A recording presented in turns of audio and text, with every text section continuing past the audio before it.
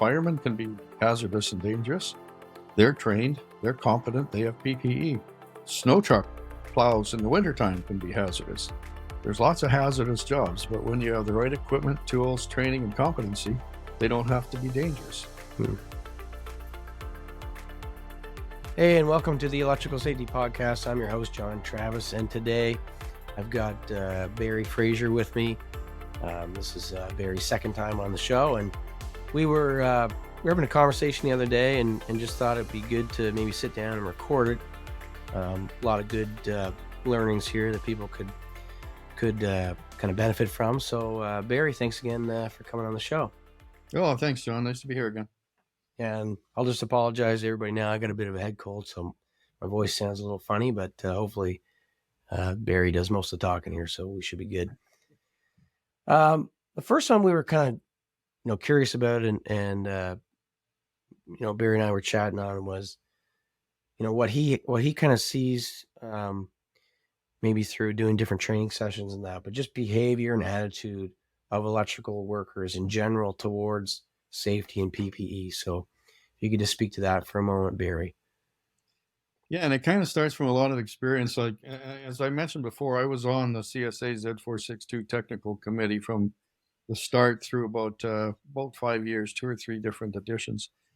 And I'm a firm believer in it. I call it the Electrical Worker Safety Bible. So when I'm talking to electricians, and it doesn't matter where, it could be in a mall or in a subdivision or sitting in a wine tasting at a local winery and get talking, and I talk about electrical safety because I have a great passion for it. And when I ask people about Z462, have you heard about CSA Z462? And I'll get varying degrees of answers from no to I think I've heard of it to yeah, I've seen it. I couldn't quote it to you. And I said, well, I don't want you to quote it to me. I just want to know if you understand the concepts and work within the procedures. And there's still a lot of people that don't really appreciate or understand or respect Z462 and electrical safety and work procedures. And that goes for PPE selection too. And one of the analogies I just came up from recently was a lot of colleagues were at the ESW in Tucson and posted some great articles and reading and talking to people. And it's kind of an attitude towards electrical safety and PPE. And I call it John Wayne syndrome. Some people think that they're 10 foot tall and bulletproof. Well, we're not. And when it comes to PPE and electrical safety, I talk about personalizing it, personalize electrical safety, because if something happens, your life changes in a heartbeat. And it's a big cascading effect throughout your family. I mean, as a worker, if I'm hurt, I'm the first one that suffers the most from physical pain and burns and all of those kind of things. But after that, there's a very serious cascading effect through the family with my wife, with my children. That affects them. With my parents, you're always somebody's child.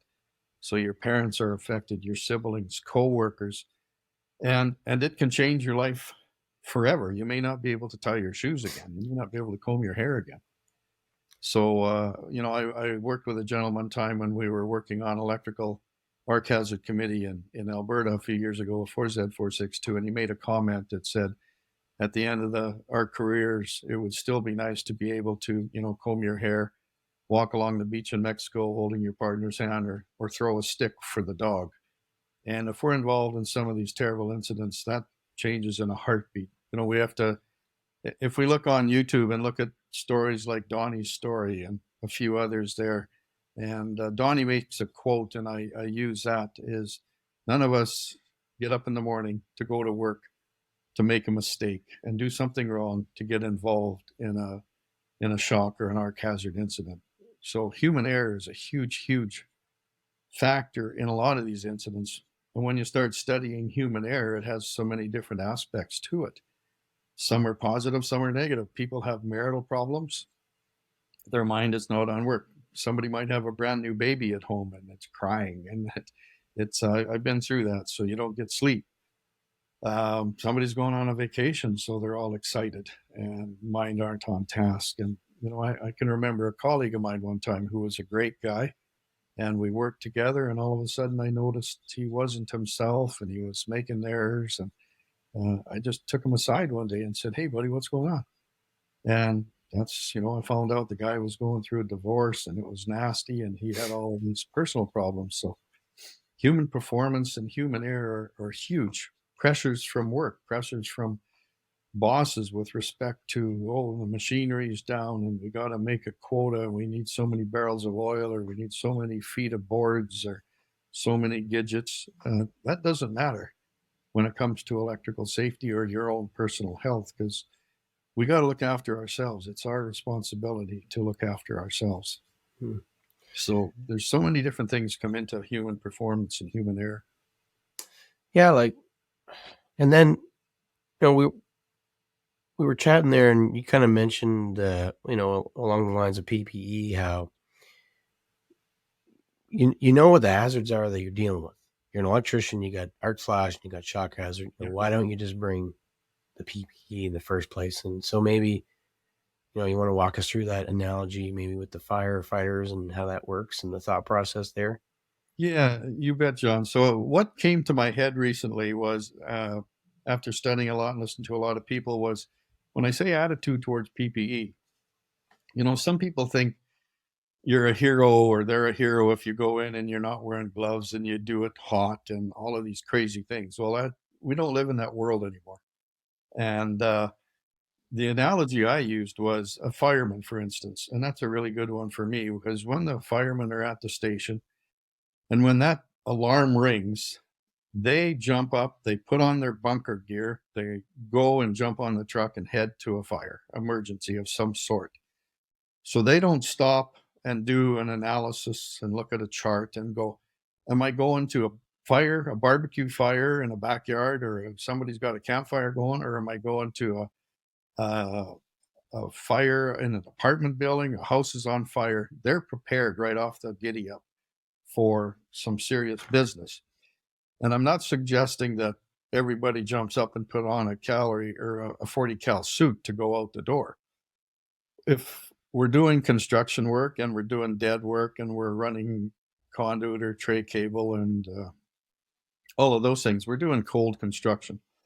But if we're in industrial maintenance or we're going in service trucks and we're troubleshooting, then yeah, let's take our kit, because we don't know what we're going to be up against. If we're troubleshooting, obviously, I get a kick out of some of the people I talk to, and I've talked to a few recently in my own town here, and talked about energized work. And I talked to a major company the other day, and they said, "Oh, we don't do energized work." I said, "Do you do troubleshooting, service calls?" "Well, yeah." I said, "Then you're doing energized work. It's pretty hard to do troubleshooting without it being energized. Can't check for voltage when it's turned off." So it's like, at least take a kit with you. Prepare a kit. You've got shock gloves, face shield, balaclava, and you're prepared. And in some of those cases, just put it on. If you're troubleshooting, you're working on energized equipment. So it's same thing with police officers. They're geared up with PPE. One of the quotes I read a few years ago was, and I used to use it all the time in training and still do, is electricity can be hazardous, but it doesn't have to be dangerous. And I firmly believe that. Yeah, electricity can be hazardous, but if you're competent, if you do job safety planning, if you wear PPE and have procedures, it doesn't have to be dangerous. The same, when I look at that, yeah, firemen can be hazardous and dangerous. They're trained, they're competent, they have PPE. Snow truck plows in the wintertime can be hazardous. There's lots of hazardous jobs, but when you have the right equipment, tools, training, and competency, they don't have to be dangerous. Hmm. I mean, one thing that kind of popped into my mind, if you're a fireman and you get a call for a fire, like that there's a fire, and you don't know how big it is, but there's a fire. As an electrician, if you walk into any electrical room and open up any panel, it doesn't strike you as, oh, this is a fire. And so maybe it's a little bit of an education piece, or just a mindset shift for people to realize that. And that's the thing with these incidents, they almost seem like they happen out of nowhere. but it's the fact that, well, if the equipment's energized, then the potential is there. And it's understanding the difference between, this thing is actually on fire versus this thing can combust at any moment, maybe. And so, I don't know, do you think there's something there like that we could improve on in the training element, or just how we get the message out? I think you said the key word there, John, training. When it comes to competency, like, and I use Canadian CCOHS, which is the Canadian Centre of Occupational Health and Safety in Canada, which is similar to OSHA in the States. So CCOHS has definitions provincially because their kind of wording is a little bit different. The one I've used just about my entire career is in Alberta, and it's a legal definition of competency. And it says you must be qualified, and we'll get to that word in a minute. You must be qualified with sufficient experience and suitable training to perform your job safely with minimal supervision. So when we look at all of those different aspects and talk about qualified, what does that mean? I don't like that word personally. I've seen it used in too many different ways in today's world to suit somebody's needs. When it says, you must be knowledgeable and you must be familiar with this and that, it, like I said, it gets used in a fuzzy, fluffy manner. I prefer the words licensed or certified, because to me, that's a starting point that says somebody has a license or a certification, something that recognizes that they have gone to some sort of a government regulatory technical institution, passed some sort of standards that says they have met this level to be called a journey person electrician. So to me, I prefer certified and licensed. And then we get into, because we can have 100 electricians and they can all have a journey person ticket, but everybody has different knowledge, experience, backgrounds. Myself, like I'm into my 51st year in electrical. I've never wired a house. If I built a house, I wouldn't even attempt to wire it. I'd hire somebody that knew what they were doing, because I wouldn't. But there's not too many electricians that I know have done some of the things I've done and worked on 25,000 volt switch gear, racked ground trucks into 25,000 volt switch gear, all of those kind of things. So it starts off with certified, and then you need training. So first you need to get trained on certain pieces of equipment, and then you have to really experience and work on it. So there's some really big aspects. I developed some, when I was with some of the big corporations I was with, I developed I called it a competency self-assessment checklist. So when we had guys come onto the site, and I would give it to them, and I'd say, I just want to know where you're at, because I don't want to place you in a position where you're uncomfortable or we're going to get into trouble. And I said, just be honest. Just be honest. And I listed all the stuff. I had two of them kind of. One was a technical checklist, and I had everything that was applicable to our plant or our situation. And then another one was kind of a regulatory based thing. Excuse me, my power is falling out. And get them to fill it out and say, are you very familiar with this? Are you competent? Or is this the first time you've ever heard of it? For example, have you ever worked on 25,000 volt GIS?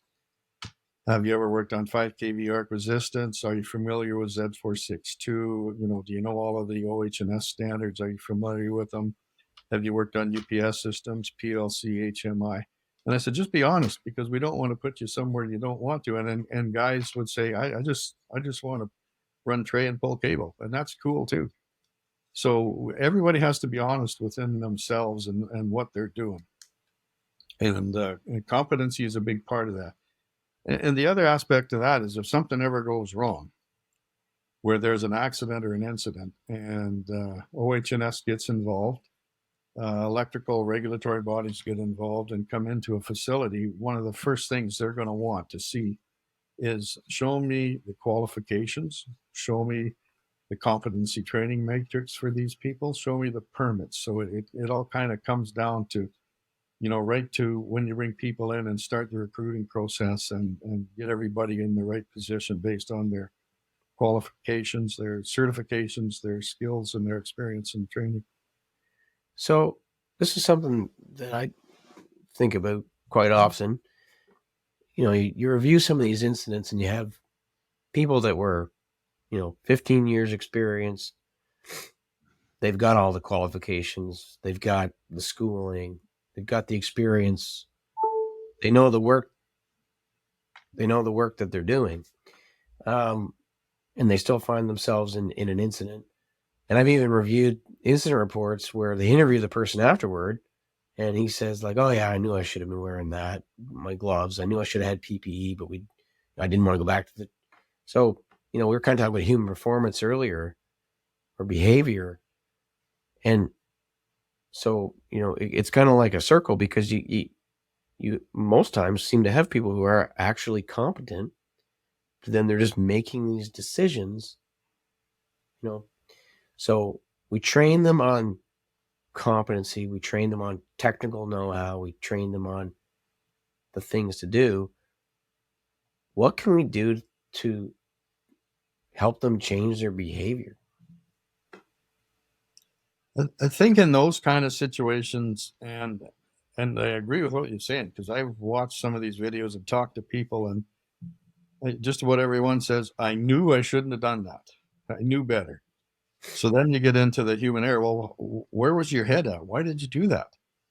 And, like I mentioned earlier, maybe there's something preventing him because he's got issues at home or personal issues or something. I think that's one aspect. But I also think there's another aspect, and it's attitude and work performance, and say you gotta change your attitude or your work performance, because when they do that, they put the company at risk too. When you come down to due diligence, when people get hurt at work, it has a cascading effect, like with Bill C-45 and due diligence. So, it can go down the food chain, but it can go also up the food chain when you're jeopardizing the company's reputation, you're jeopardizing company's interaction with workers' compensation and OHS and OSHA and all of those things. So, if a person is actually making mistakes on purpose, I think you got to take them aside and find out what's wrong. Is it and help them, obviously help them. Is it marriage at home, kids, all that? Then maybe you need some time off, or it's okay to get some counseling. It's okay to get some help. And if it's attitude and behavior, I just, the guy doesn't want to do it. I'll do what I want, kind of an attitude. Then you need to deal with that too. It's either shape up or ship out. Hmm. So I guess that kind of falls on leadership, and supervision, management, recognizing these behaviors, and then doing what you can to help someone who's willing to be helped. And then maybe if they're not so willing to be helped, you need to make those tough decisions. Yeah, you said that word leadership, John, and I thought about this last night. And when I go back into my career in the oil and gas industry with some pretty big companies, and a few years ago, it was critical that everything had to be running. Every pump jack, every submersible, everything had to be running. It didn't matter if it pumped 100% water or oil. Uh, as long as the bosses could talk to the head office in Calgary in the morning and say everything's running 100%. And I can remember one major plant upset we had in one big plant, and it was a fairly serious event. And I can remember the plant manager was talking on his way out of the control room once it was kind of safe, and said to a colleague of mine, find out how much this is going to cost me. That was his only concern. So that didn't go very good with the people that just went through some pretty scary events to try and bring a giant gas plant under control that had a 300-foot flare go up. And then it reminded me of another plant a few years later, and we had a very severe power failure in the middle of northern Alberta in the wintertime. So when you have no power in the middle of winter in Fort McMurray, it's not a good thing. And I can remember that plant manager said to the crew, I don't care how long it takes or how much it costs. everybody slow down, do the job safely, nobody gets hurt. That's all that matters. So there was a huge swing in leadership and in what really mattered. One guy didn't care about what everybody had gone through in a very scary situation. And the other guy said, I don't care how much it costs. Everybody be careful and don't get hurt. Mm-hmm. Yeah, and luckily, I think, well, especially true in North America, you're seeing more and more of that today, more and more of that approach. I think for me, Barry, I'm getting to the point where I can barely speak anymore. Was there one last thing you wanted to touch on, or? One other thing I think that, I have a great passion for this, and I have a great passion for sharing knowledge and with people. And, I've been very successful. I've learned a lot of great things, but safety is paramount. It's number one. We can't bypass it for the sake of anybody. We have to protect ourselves and our families because a job's a job. We can go to any job. Jobs come and go, but our physical health and safety and our families don't. So we have to prioritize it ourselves and look after ourselves. One of the things that I think turns a lot of people's attitudes around is to watch arc flash videos and that we prepare and show people, because it shows when you look at an arc flash video in real time, it's over in a heartbeat. It's a nanosecond, poof, and it's done. When you look at arc flash videos in slow motion and then frame by frame, it's a pretty horrific sight all of a sudden to see it that slow and to see what an arc flash explosion actually looks like. And I tell people, don't get lost in the numbers. You look at an arc flash video and it says this one's 1.5 cals or 5.6 or 8 or 10 or 12. And they're all the same. They're all a big ball of fire. And I said, it doesn't matter. Do you want to stand in a ball of fire that's 1.5 cal or 10 cal? Do you care? No, because it's still a ball of fire. So don't get lost in these numbers when people are talking about this many calories and that many calories. And I don't want to wear a heavy suit. And protect yourself. It's you've only got one life, one set of eyes, hands, ears, and all that. They have to last a long time. So PPE is a good thing. One of my passions is job safety plans, and I'm a really big believer in documentation and job safety plans.